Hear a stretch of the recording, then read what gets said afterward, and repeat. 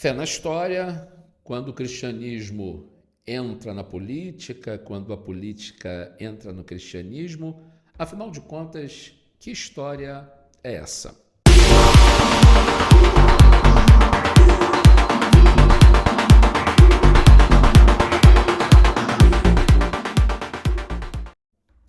A fé cristã é uma fé estabelecida no reino de Deus e o valor é do reino de Deus. No tempo onde Jesus Cristo estabeleceu o seu reino e anunciou a chegada dele, o Evangelho segundo escreveu Marcos, no capítulo 1, nos versos 14 e 15, Jesus fala sobre isso: arrependei-vos e crede no Evangelho, porque é chegado até vocês o reino de Deus. Ele estava estabelecido em valor temporal de reino. O povo judeu na Palestina efetivamente vive sob o Império Romano. É uma diferença muito grande entre o imperador e o rei. O rei geralmente é amado, o rei é querido pelos seus súditos, porque o rei é alguém que ama o seu povo, que ama os seus súditos. Já o imperador toma a terra, o imperador domina, o imperador tem o controle por impostos pesados, criando dívida e vida miserável para o povo daquela região. Portanto, todas as vezes que Jesus fala a respeito da sua autoridade, ele se apresenta como rei. As profecias judaicas apontam que haveria de vir o Messias, que seria o rei dos reis e senhor dos senhores. Não apresenta Jesus como imperador, mas como rei. O cristianismo é apresentado desta forma. Após a vida de Jesus como o Filho de Deus encarnado nesta terra, após a sua pregação, os seus milagres, os seus sermões, os seus ensinamentos e o exemplo deixado de sacrifício, dando a sua vida para a remissão dos pecados de toda a humanidade, obviamente no seu tempo poucas pessoas compreendiam isso ou ninguém compreendeu isso. Efetivamente, posterior a Jesus, o apóstolo Paulo dá tonalidade teológica ao sacrifício de Jesus e ele morre pelos nossos pecados e ressuscita para que nele tenhamos vida e vida em abundância, que significa uma vida que vai além da vida terrena, que se direciona para a eternidade. Jesus vai para o Pai após a sua ascensão e os seus discípulos têm a responsabilidade de divulgar o Evangelho.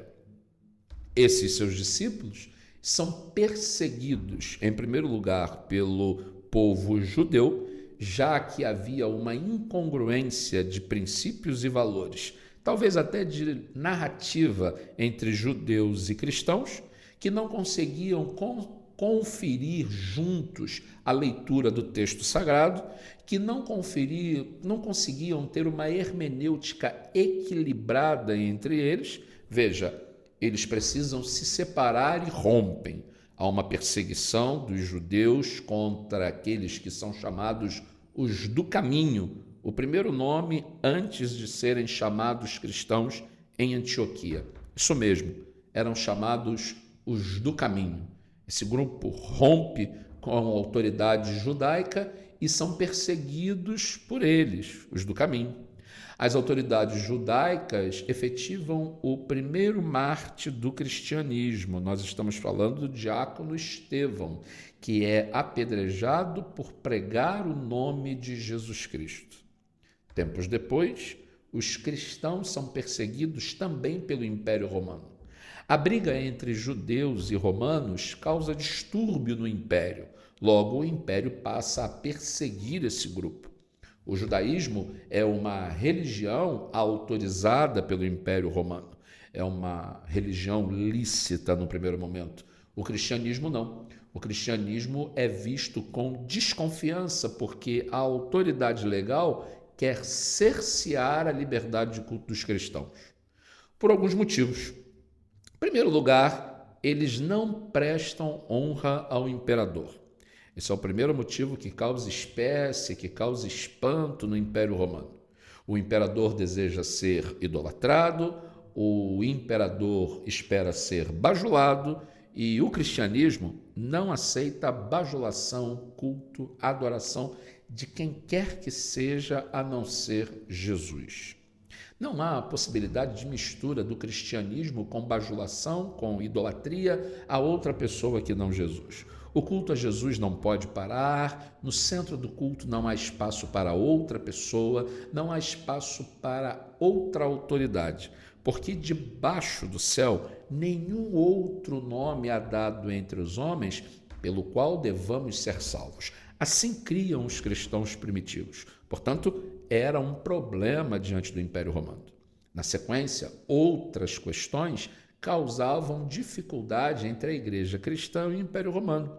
Os cristãos eram acusados de serem ou de praticarem canibalismo.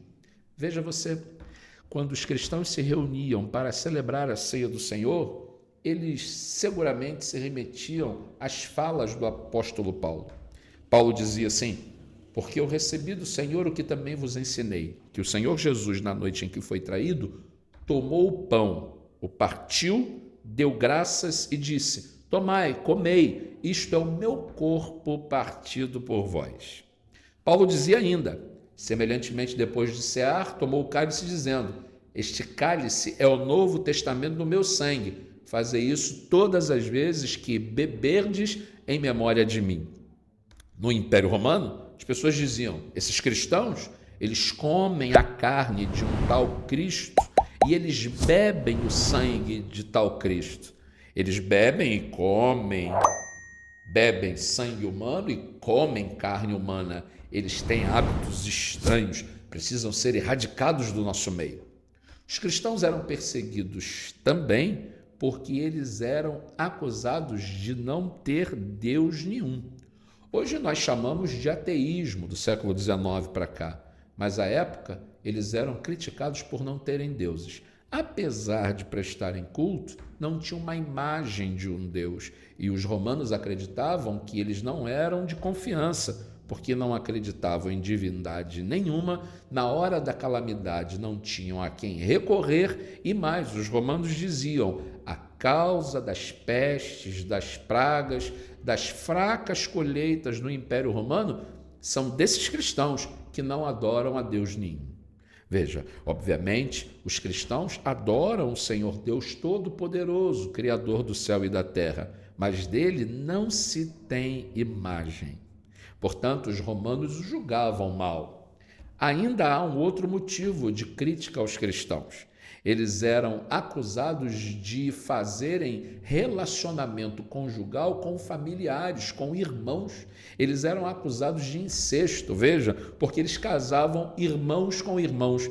E não era incesto, eles se tratavam como irmãos. Mas tudo isso se juntou num grande grupo de acusações para tentar erradicar a igreja cristã. Veja o perigo da relação entre poder temporal e poder religioso. Veja o perigo de misturarmos assuntos da política de Estado com assuntos religiosos. Não há a menor base histórica para essa junção. Portanto, é muito pertinente nesse tempo e nesses dias entendermos a importância de salientarmos um dos princípios batistas, que é o da separação entre igreja e Estado, como princípio batista histórico e que norteia a nossa fé. É a história marcando a fé, é a fé determinando a história. Nós acreditamos plenamente que as coisas de Estado são tratadas pelo Estado e as coisas de Deus são tratadas pela Igreja. Obviamente que um cidadão do Estado e um servo de Jesus são a mesma pessoa com suas responsabilidades, mas nunca misture os assuntos de Estado com os assuntos da fé. Historicamente, isso nunca deu muito certo. Historicamente, isso sempre gerou ou perseguição ou mortandade produzida pelos próprios cristãos. Que Deus nos livre disso. Olho, fé na história. Quero convidar você que assistiu o vídeo para fazer a sua inscrição no canal. É muito importante saber que você está nos acompanhando, que você anda com a gente. Eu não estou sozinho, é uma equipe junto comigo, então eu quero convidar você para se inscrever no canal, passar para os seus amigos e não se esqueça, muito importante para a gente, seu like, dizer o joinha, gostei, estou acompanhando e aprovo. Sabe por quê? Porque isso faz com que nós tenhamos condição de produzir mais material para você, chegar a você com uma qualidade maior. Então não esqueça, por favor, inscreva-se no canal, dê o like, aperte o sininho para que as notificações de novos vídeos cheguem até você e você esteja antenado com fé na história. Valeu!